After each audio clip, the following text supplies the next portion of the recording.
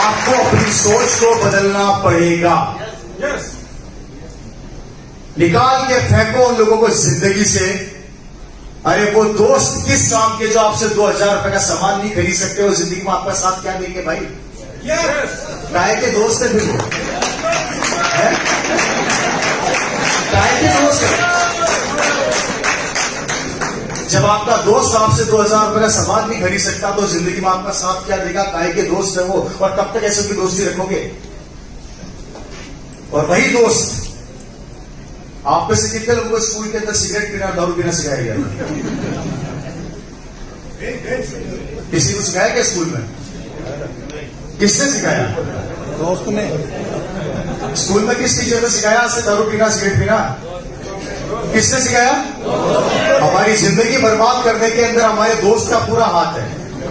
और हमारी जिंदगी आबाद करने के लिए आप उसके पीछे भागते हो, वो आपसे दूर भागता है, तो ऐसी दोस्ती किस काम की है सर? और से आप दोस्त बोलते हो,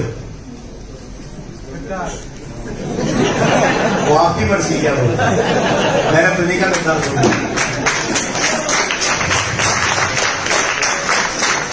एक अच्छा दोस्त, एक अच्छा इंसान वही होता है जो आपके बुरे वक्त के अंदर आपका साथ दे, आपके बिजनेस के अंदर आपका साथ दे। क्योंकि दोस्तों, आप आरसीएम के अंदर आके किसी का गला काटना नहीं सिखाते, उल्टे गले लग के उसको पैसे वाला बनना सिखाते हैं। ये इस बिजनेस की सबसे बड़ी क्वालिटी है और सबसे बड़ी।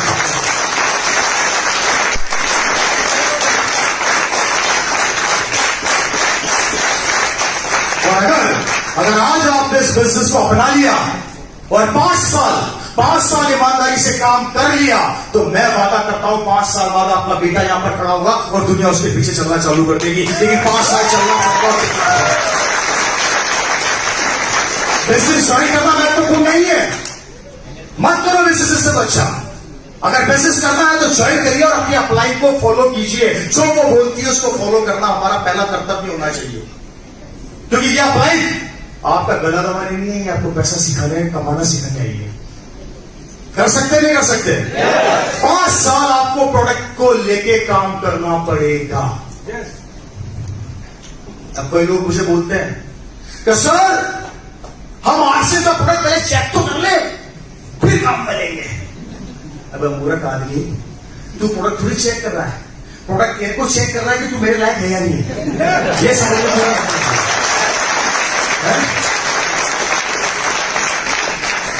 5 साल से 3 साल तक आरसीएम का प्रोडक्ट आपको चेक करेगा तो तू मेरे लायक है या नहीं है। और 3 साल बाद जब ये प्रोडक्ट आपको ढंग से चेक कर लेगा, किसको? आपको ढंग से प्रोडक्ट चेक कर लेगा, तो 3 साल बाद इस प्रोडक्ट के अंदर से ब्रह्मा, विष्णु और महेश तीनों देवता निकलेंगे और वो बोलेंगे तथास्तु, मांग तेरे को पैसा।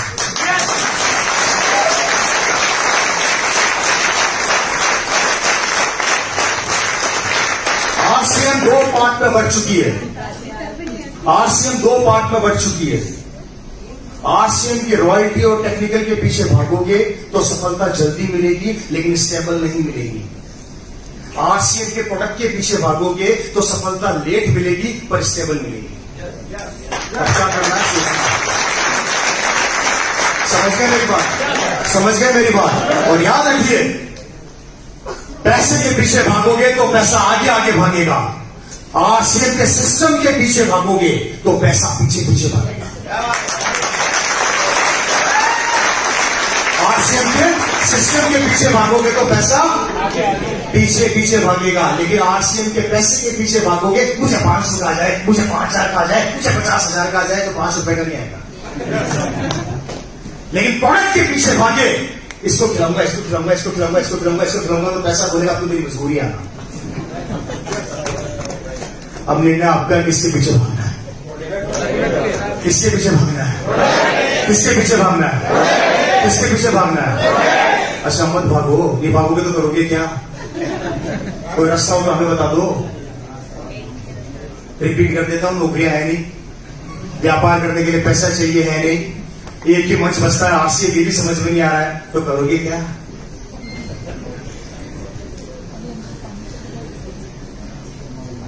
हेलो, मेरी बात समझ में आ रही है माजिद भाई? मेरी बात समझ में आ रही है? अपने डिसीजन को लेना सीख लीजिए, कमिटमेंट करना सीख लीजिए। ये मत सोचिए कि लोग क्या कहेंगे, क्योंकि मैं बड़े गरीब परिवार का लड़का रहा हूं।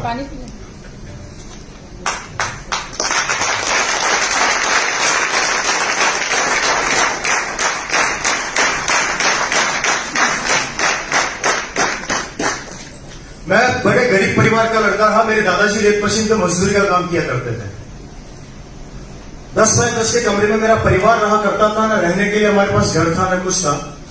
किराए के मकान में हम रहा करते थे। उसी मकान के अंदर हम सोते थे, खाते थे, पीते थे। उसी में कपड़े भी धुलते थे। और कभी कभी तो ऐसा दिन आता था कि दादाजी को पैसा नहीं मिलता था, तो पेट के ऊपर हमने कपड़ा बांध के भी टाइम निकाला है। मेरे दादाजी ने, मेरे पिता ने, मैं तो था नहीं इस समय। मेरे दादाजी एक मजदूर थे। मैं गुलाबपुरा विजयनगर का रहने वाला हूं।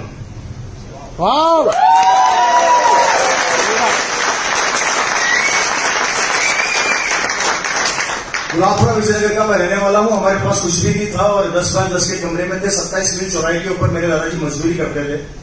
और अक्सर मेरे पिताजी को बोलते थे कि पढ़ाई वढ़ाई छोड़ दे, साइकिल की दुकान पे जाके टायर खोलने का काम चालू कर, 2 पैसा कमा के लाएगा। तो मेरे पिताजी बोलते थे कि नहीं, पढ़ाई करूंगा चाहे कुछ भी हो जाए।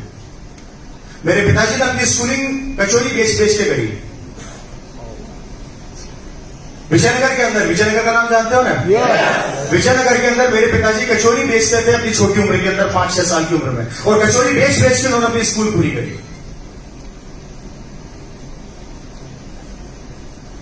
और जब पहली बार कॉलेज पर कदम रखा,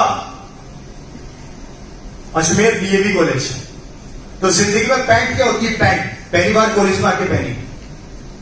और उस पैंट को पहनने के लिए, प्रेस करने के लिए जेब में पैसा नहीं होता था। तो मेरे पिताजी बताते थे कि मैं लोटे के अंदर कोयला डाल के प्रेस किया करता था।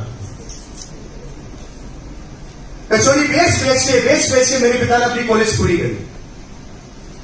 कॉलेज से आते थे, कपड़े उतारते थे, लुंगी बांधते थे, कॉलेज के ढाबे पे चले जाते थे, वहां कचौरी पकड़ाते थे। कचौरी बेच के मेरे पिताजी ने अपनी कॉलेज पूरी करी। और कचौरी बेचते कॉलेज में पढ़ाई करते मेरे पिताजी राजस्थान गवर्नमेंट के अंदर जॉइंट डायरेक्टर बन गए, equal to IAS officer.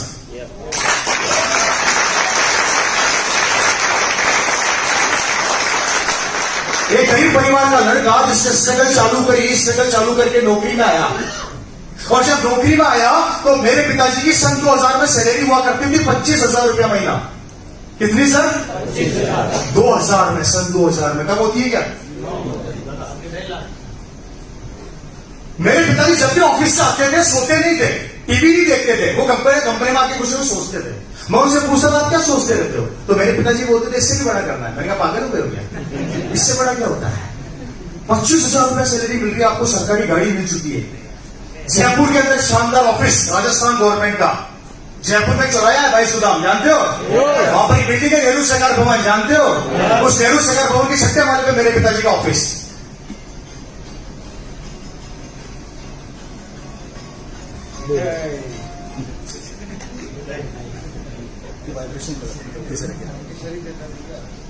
Six floor के ऊपर मेरे फादर का ऑफिस था।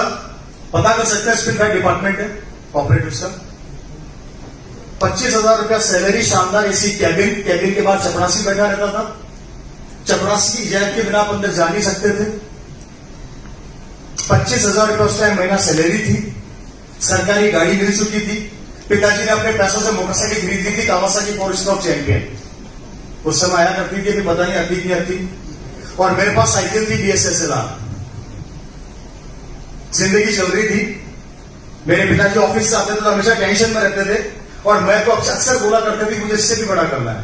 तो मैंने पिताजी से पूछता था कि इससे बड़ा क्या करना चाहते हो आप? तो बोले, बेटा तू समझेगा नहीं, मैं जानता हूं आने वाला समय क्या होने वाला है। वक्त निकलता गया। अगस्त का महीना था सन 2000। एक आदमी भिलवाड़ा से जयपुर आया मेरे पिताजी को एक बिजनेस बताने, और इस बिजनेस का नाम था RCM।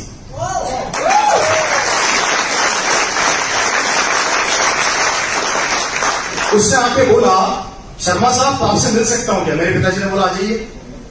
सर 5 पैंटे लेकर आया हूं। भिलवाड़ा की एक कंपनी जिसका नाम RCM है, fashion shooting private limited firm का नाम है। यहां पर एक कंपनी चालू हुई है जहां कपड़ा पहनने से पैसा आता है।